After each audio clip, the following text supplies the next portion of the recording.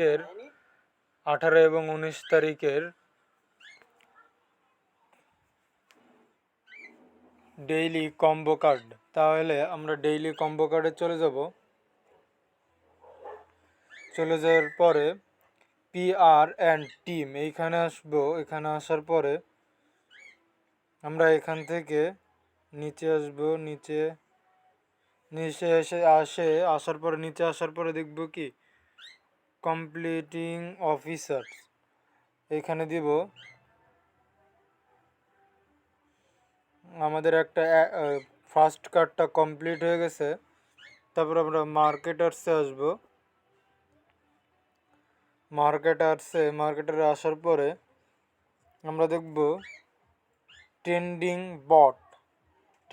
বট এইটা দিয়ে দিব। আমরা দেখতে পারতেছি আমাদের সেকেন্ড কার্ডটা পেয়ে গেছি এবং সর্বশেষ কার্ডটা খুঁজে বের করব। তারপরে আমরা এখান থেকে লিজেন্ড এইখানে যাব। এখানে যাওয়ার পরে আমরা দেখব মানি লন্ডারিং এই যে মানি লন্ডারিং এইখানে দিব। এখানে দেওয়ার পরে আমরা অপেক্ষা করব কিছু সময়।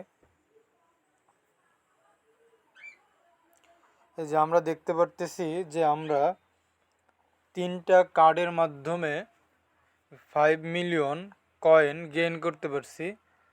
আমরা এখানে প্রথম কার্ড আমরা দেখতে পারতেছি মানি লন্ডারিং, তারপরে সেকেন্ড কার্ড হলো ট্রেন্ডিং বট, তারপরে থার্ড নাম্বার সর্বশেষ কার্ড হলো কমপ্লিং অফিসার্স। ভিডিওটি ভালো লাগলে অবশ্যই লাইক করবেন।